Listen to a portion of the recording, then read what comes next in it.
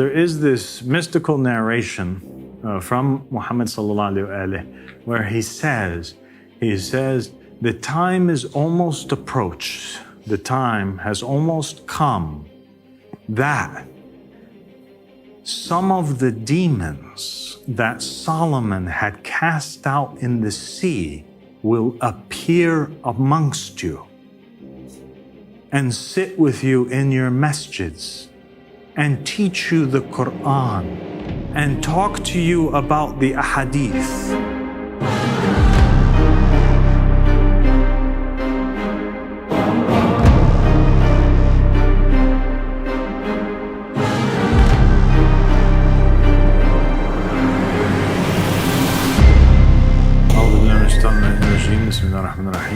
Allahumma salli ala Muhammad wa ali Muhammad al-imma wal Mahdi wa sallam taslima. Assalamu alaikum wa rahmatullahi wa barakatuh. Today I wanted to talk to you a little bit about it's an interesting topic, and that is the topic of shayateen, demons, devils. And it's a really important topic if you think about it. And it's one that's highly associated with religion. If it wasn't an important topic, the devil, the Shaitan, who is the king of all demons, he wouldn't have been mentioned as the number one enemy of mankind. After all, it was a demon who got Adam expelled out of paradise. It is narrated that the demons are the ones that are constantly hovering around the believer, so much so that some narrations state that the shayateen, the demons, hover around the believer more than the flies hover around meat.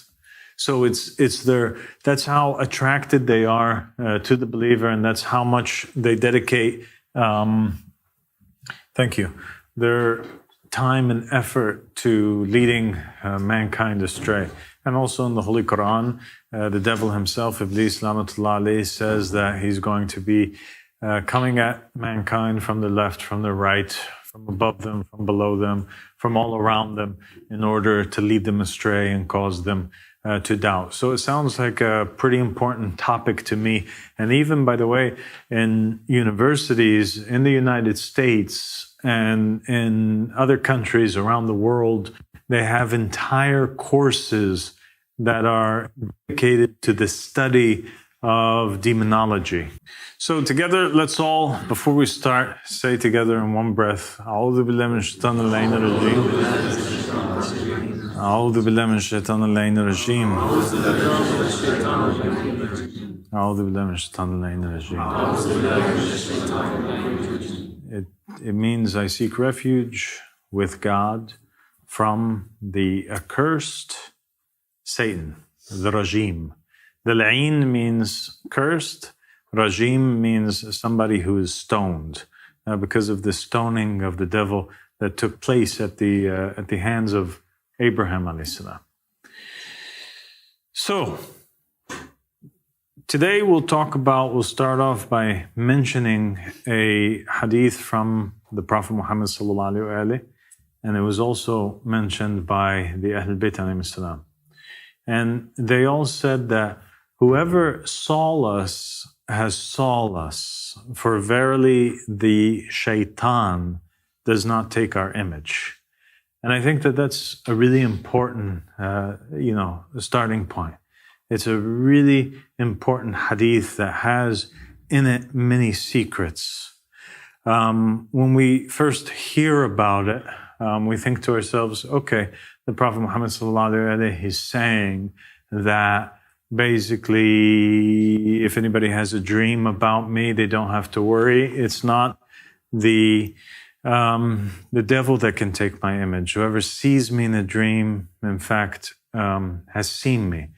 But why would it be that the Prophet Muhammad sallallahu alaihi wasallam feel the need to have to warn the people, right, or put their hearts at ease that the devil wouldn't take the place of the Prophet Muhammad sallallahu alaihi wasallam unless it was a pre-existing idea that some people had at the time that was possible. If they didn't already think that it was possible, then the Prophet ﷺ, he wouldn't have said it. The assumption would have been with the people that it's not possible, and thus he doesn't even have to put their hearts at peace. But why would they think that it is possible? Has it ever happened before with the Prophet Muhammad ﷺ that there was a demon that took his place or came in his image? Was it ever the case that it happened with another prophet or messenger? There were Christians, remember, and there were Jews that were living amongst the Arabs at the time of the Prophet Muhammad sallallahu alaihi wasallam.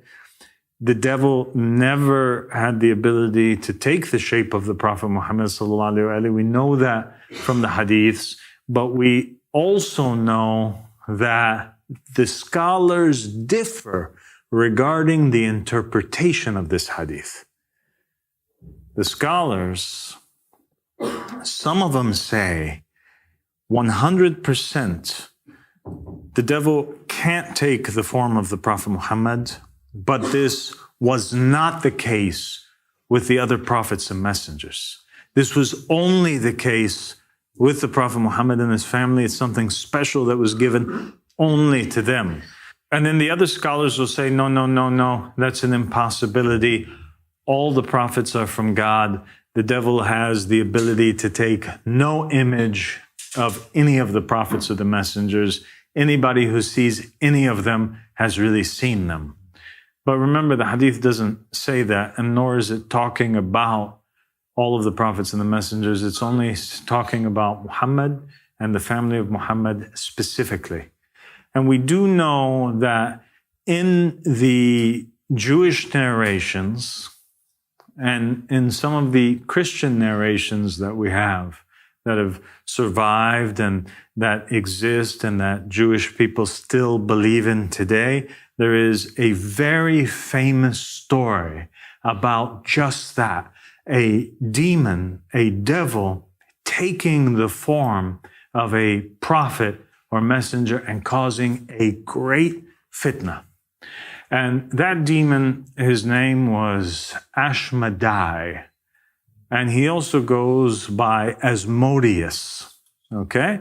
And he usually appears in paintings as a three-headed demon with the head of a man and the head of a bull and the head of a ram who's sitting on top of a dragon. And usually one of his feet is the feet of a cock or a rooster, a chicken. And this demon is known in Jewish writings as the prince of all demons. He is extremely powerful, extremely knowledgeable. He is one of the highest, and sometimes he appears as the highest of all of them. And the story goes that basically Solomon, when he was wanting to build the temple, he couldn't find a particular type of stone that he needed to carve the stones that were necessary in the temple. And so he meets with his advisors, he meets with the rabbis, he meets with the close believers at the time, and he asks them about how it is that he can obtain this stone that would manage to cut through and carve the temple that he wanted to build. They gathered together, they looked through their books, the knowledgeable ones spoke, and they advised Solomon. They said, look, we do know of a stone that can do this, but this was a stone that Moses had, and it's been lost ever since then. Nobody knows where it's at, okay? It's a special type of stone. But if you summon a few of these demons, and they mentioned to him a few different male and female demons that he had to summon, if you summon them and ask them, they would be able to answer you. And so Solomon does just that. He summons these demons forward before him. And the answer was, nobody knows, Solomon, where this stone is except for the prince of all demons. His name is Ahmadi. And basically, they began to tell him the story of Asmodeus and what's going on with him. They say that he's living in this particular mountain. He had carved for himself a home in the mountain. And underneath, in the earth of the mountain itself, he had this particular well. And basically, he would put over it these stones, these cobblestones, and he would rise to the heavens. He would sit in the majalis of the heavens, just like now. This is interesting because this idea of Asmodeus rising into the heavens in order to sit in majalis and gain knowledge and news from the heavens above appears as a theme in the Quran when describing the jinn and the shayateen and their ability that they go up into the skies and they hear news that's being given to them and come back. So they say that Asmodeus is doing exactly that. He goes up, he learns a few things during the day from the majalis in the mornings. He comes down and he actually attends majalis of knowledge on the earth amongst the knowledgeable people. Then after he learns a few things, he goes back to his cave in the mountain. He undoes the cobblestones. He drinks some of the water from his little lake now, his little well that he had made. And then he goes to sleep. This is his daily routine that he does.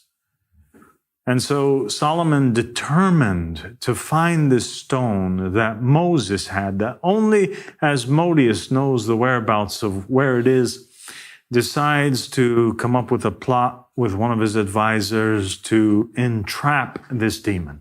And so he takes his ring and he has on it his seal, a magical seal. And he gives it to this advisor of his, and he sends him forward to the mountain. And this advisor manages to switch out the water that's in the well of Asmodeus while he's in the heavens listening with wine. And he comes back down, and Asmodeus, realizing that there's wine, first doesn't want to drink, but eventually he decides that he's going to drink. And in his state of intoxication, the helper of Solomon manages to lock him up. He uses the seal to chain him up in a particular way, in a magical way, and he begins to pull him forward towards Solomon. Asmodeus, on his way, as he's being pulled forward, he begins to bump into trees. Every time he bumps into a tree, it falls down over. He begins to bump into houses. As he bumps into the houses collapse. There are several stations in the tale where on the way towards Solomon, Ahmadi or Asmodeus ends up encountering certain individuals. And he reacts in ways that dumbfounds the assistant of Solomon. He comes across a group of people that are celebrating, and they're all happy and they're partying in a home. It looks like a happy event. Asmodeus looks at them and then he begins to cry. And tears fall down his face. He moves forward and he finds somebody who's a magician who's sitting there doing like little tricks with cubes and calculating numbers and things, and he begins to laugh hysterically at this individual. And then he moves on a little bit further and he encounters yet a drunkard on the ground. And the drunkard had fallen down, so Asmodeus picks him up and lifts him up and helps him on his way. And then he goes down his path a little bit more and he finds an elder man who also had fallen down on his path. And he picks him up and makes him turn from one side of the road to another side of the road and helps him on his way. and he has these strange encounters with the people. Finally, he's pulled forward enough by the assistance of Solomon until they reach the gateway of Solomon and into the palace where Solomon was. Solomon, quite hesitant and nervous about confronting this demon, he decides not to speak to him first for 3 days to keep him far away from him. And that's exactly what takes place and what happens. As the 3 days are passing, the assistant begins to ask Asmodeus, why is it that he was laughing? Why is it that he was crying? Why is it that he was, helping these people? And Asmodeus begins to reveal to him the extent of the knowledge that he had. He said, there was this guy who was sitting there doing this magic, and he was literally trying to calculate out and see where it is that he lost his bread, while right underneath him were buried treasures that were befitting for a king. And so I laughed. He thought he was wise, but he was ignorant. He says, as for the drunkard, when I was up in the heavens, I had heard this news that there is nothing good about this wretched, cursed man. And so I knew that he had no share in the hereafter, so I wanted to help him up so he could at least enjoy his portion of this world. Then he was asked, well, then why did you help the other old man? He said, because the other old man, though, I heard a voice in the heavens that said, blessed is whoever helps this old man, for he shall have a portion in the kingdoms of heaven. And so I wanted a portion in the kingdoms of heaven, and so I helped him out. As for the people that I cried over, I was crying over because they were celebrating a wedding, and they were so happy. And yet the groom who was getting married, he was about to die. And the woman that was going to marry him, she was going to end up refraining from marrying anybody for 13 years, only in the end to give in and marry his younger brother who is now only a baby. And so that made me sad. And so we learn from these stories of Asmodeus that demons help both good people that Allah subhanahu wa ta'ala is pleased with, and they have emotions over them, and these demons also help people that are cursed by Allah subhanahu wa ta'ala and are in wretched conditions. And we know also that some of these demons are able to tell the future and know the past and know those things which are hidden underneath. And that's obviously from listening into the news of the heavens. Finally, he comes face to face with Solomon. And Asmodeus and Solomon, they have their confrontation. And Asmodeus helps Solomon in all those things that he is asking for. And one day, we fast forward the story a little bit because it's a very long, detailed story. Asmodeus is sitting in the palace with Solomon, and he manages to seduce Solomon. Solomon begins to question him, how is it that you are able to seduce people? Like, what are your methods? How is it that what is the extent of your power? And he's asking him these curious questions. Asmodeus, looking at Solomon and knowing that they were alone in the temple, he says to him, I'll show you. He said, why don't you just take off that ring that you have there, give it to me, and I will show you the extent of my power. And Solomon does exactly that. He trusts the demon and he gives him the ring, and immediately, as fast as he holds on to it, he swallows it into his mouth and he extends himself, and he manages to have one wing in the heavens and one wing on earth, and he shuns with a single strike Solomon until he ends up miles and miles and miles away. Some versions of the story say that he was taken all the way to Persia, where he's walking around amongst the people, trying to tell them that he's the preacher of all of Israel and nobody's believing him. And he's trying to tell people that he's the king of Israel and nobody in Persia knows him or is believing him. But the interesting part is what takes place while Solomon is now in Persia. The narration state Asmodeus decides to usurp his kingdom. And he sits on the throne of Solomon, and the narration state that nobody of all of Israel had the ability to distinguish between the person of Solomon and the person of Asmodeus. They thought that Asmodeus was Solomon. And he began to walk around the kingdom and do everything that he wanted to do.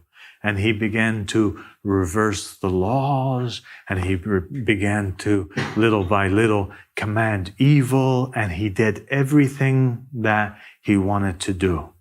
To the point that he eventually got exposed because he did things that went a little bit too far. The narrations state that he slept with all of Solomon's women, and none of them knew that it was not Solomon. But word got out, and people began to doubt, and that's how they eventually reinstate Solomon when they hear of this man who's claiming to be Solomon abroad. And they end up asking about what's taking place with the Solomon who's ruling in the kingdom. They say, what is he doing? And they say, well, he's doing some pretty weird things. Like what, they say? He said, well, he's kind of commanding all of his women that he sleeps with them on their period. And that's weird. Solomon didn't do that before. Solomon said it was haram, but this guy's insisting on it. And you know what else he did? They said that he even demanded that he sleep with Bathsheba, his own mother. When they heard these stories of that which Solomon was doing, they asked the real Solomon, are you saying that this is a demon impersonating you? He said, yes. He said, ask him, ask around, see, has he ever uncovered his feet? And they say, no, by Allah, he's never uncovered his feet. No matter where he goes, he's always wearing these socks. He said, well, then he's the demon. And they basically took Solomon and they brought him back to the temple, and they made for him a new ring with a new seal. And when he came face to face with Asmodeus, who was now in the image of Solomon, he immediately fled and flew away. The narrations state that ever since that day, Solomon would remain guarding his door with 60 swordsmen. Everywhere that he went, he was afraid of this thing happening. And they say also, by the way, the same story appears in Muslim narrations and texts as well. And they say that it is the meaning of the interpretation of the verse in the Quran in Surah Sad, where it says, Bismillah ar-Rahman ar-Rahim, and verily we tested, or we tried Solomon, and then we placed on top of his throne a body, a jasad. Jasad is a word in Arabic which describes a body that does not have a soul. There's jism and there's jasad. Both words, they describe a body. Jasad is a body without a soul. Jism is a body with a soul. So in the Quran, it says that they placed this soulless body on top of Solomon's throne. Then he repented. Then afterward, he said, O Lord, grant me a kingdom that shall never be given to anybody else after me, in fear of his kingdom being stolen away by the likes of Asmodeus.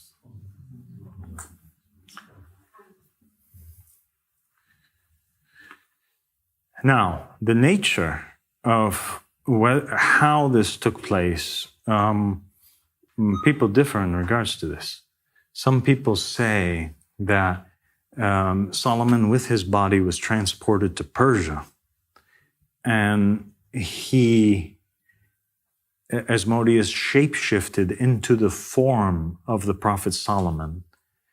Other people seem to believe that what actually took place was that the soul, that Asmodeus managed to make a reverse exorcism on Solomon and force out his soul, thus casting it out somewhere into a body of a random person in the middle of Persia, while Asmodeus took control of the body of Solomon alayhi salam. And so this story, which was well known amongst the Jews and the Christians, became the reason why the Prophet Muhammad sallallahu alaihi wasallam had to put the people, their minds at ease and at rest, and he gave them a promise, a divine promise.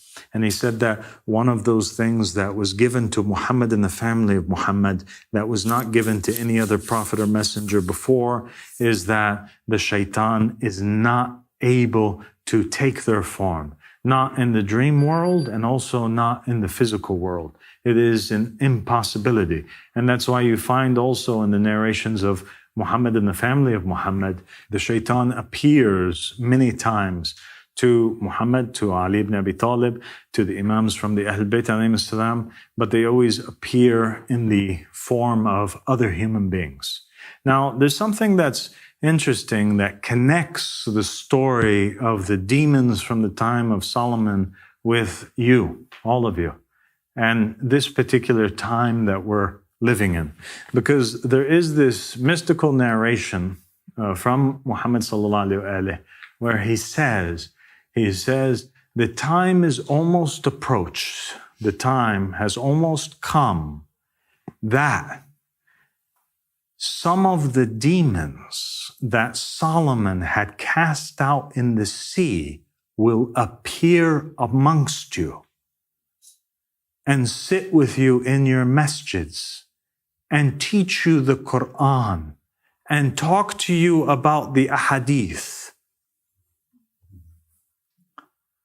And another hadith from the Ahl Bayt alayhim salam says, the Prophet Muhammad sallallahu alaihi wasallam said that the hour will not come until Iblis is walking through the streets of your city and he's narrating hadith and he's saying, by Allah, I heard so-and-so say that so-and-so said that the Prophet Muhammad sallallahu alaihi wasallam said.